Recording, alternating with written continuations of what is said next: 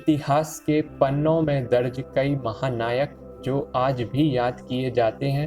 भारत के प्रथम प्रधानमंत्री और देश के अग्रणी स्वतंत्रता सेनानी, महान लेखक विचारक पंडित जवाहरलाल नेहरू की बायोग्राफी यानी जीवन परिचय आज हम इस वीडियो में डिस्कस करने वाले हैं। अगर आपको ये वीडियो पसंद आए तो इसे लाइक एंड शेयर जरूर करिएगा और हमारे चैनल शिक्षा कल्चर को सब्सक्राइब करें। पंडित जवाहरलाल नेहरू का जन्म 14 नवंबर 1889 को उत्तर प्रदेश के इलाहाबाद में एक संपन्न परिवार में हुआ था। इनके पिता का नाम पंडित मोतीलाल नेहरू और मां का नाम स्वरूप रानी नेहरू था। पंडित मोतीलाल नेहरू एक मशहूर बैरिस्टर और समाज सेवी थे। पंडित जवाहरलाल नेहरू को दुनिया के बेहतरीन स्कूलों और विश्वविद्यालयों में शिक्षा प्राप्त करने का मौका मिला। उन्होंने अपनी स्कूली शिक्षा हैरो और कॉलेज की शिक्षा ट्रिनिटी कॉलेज लंदन से पूरी की। उन्होंने अपनी लॉ की डिग्री कैम्ब्रिज विश्वविद्यालय से पूरी की। 1912 में वे भारत लौट आए और वकालत शुरू की। मार्च 1916 में नेहरू जी का विवाह कमला कौल के साथ हुआ, जो कि दिल्ली में बसी कश्मीर परिवार की थी। पंडित नेहरू और कमला नेहरू की एकमात्र संतान इंदिरा प्रियदर्शनी नेहरू, जो कि भविष्य में चल के भारत की प्रधानमंत्री बनती हैं। नेहरू जी गांधी जी से काफ़ी प्रभावित थे और 1912 में कांग्रेस से जुड़े। 1928 में लखनऊ में साइमन कमीशन के विरोध में नेहरू घायल हुए और 1930 में नमक आंदोलन में गिरफ्तार हुए। 1935 में अल्मोड़ा जेल में आत्मकथा लिखी। दिसंबर 1929 में कांग्रेस का वार्षिक अधिवेशन लाहौर में आयोजित किया गया था, जिसमें जवाहरलाल नेहरू कांग्रेस पार्टी के अध्यक्ष चुने गए। इसी सत्र के दौरान एक प्रस्ताव भी पारित किया गया जिसमें पूर्ण स्वराज की मांग की गई और 26 जनवरी 1930 को लाहौर में जवाहरलाल नेहरू ने स्वतंत्र भारत का झंडा भी फहराया। गांधी जी ने 1930 में सविनय अवज्ञा आंदोलन का आह्वान किया। 1942 के भारत छोड़ो आंदोलन यानी क्विट इंडिया मूवमेंट में नेहरू जी 9 अगस्त 1942 को बम्बई में गिरफ्तार हुए और अहमदनगर जेल में रहे। 15 जून 1945 में उन्हें जेल से रिहा कर दिया गया।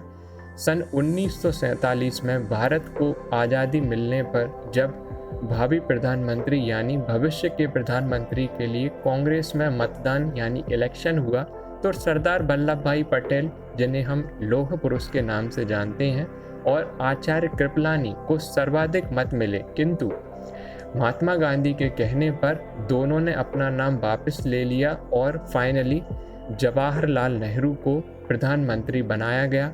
नेहरू ने पंचशील का सिद्धांत प्रतिपादित किया। पंडित नेहरू आधुनिक भारत के पक्षधर थे, इसलिए उन्होंने आधुनिक सोच पर भारत की मजबूत नींव का निर्माण किया और शांति एवं संगठन के लिए गुट निरपेक्ष आंदोलन की रचना की। गुट निरपेक्ष आंदोलन का इंग्लिश मीनिंग है नॉन अलाइंग मूवमेंट। इसके साथ ही उन्होंने कोरिया युद्ध, सुएज नहर विवाद सुलझाने और कॉन्गो समझौते में अपना महत्वपूर्ण योगदान दिया।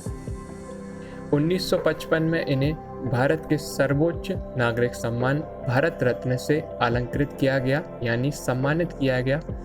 डिस्कवरी ऑफ इंडिया किताब में नेहरू जी ने सिंधु घाटी सभ्यता से लेकर भारत की आज़ादी और भारत की संस्कृति, धर्म, संघर्ष का वर्णन किया।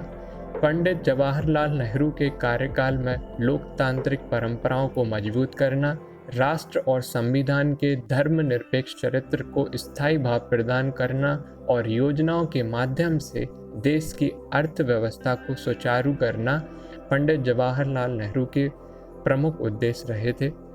पाकिस्तान और चीन के साथ भारत के संबंधों में नेहरू जी सुधार नहीं कर पाए। उन्होंने चीन की तरफ मित्रता का हाथ भी बढ़ाया, लेकिन 1962 में चीन ने धोखे से आक्रमण कर दिया।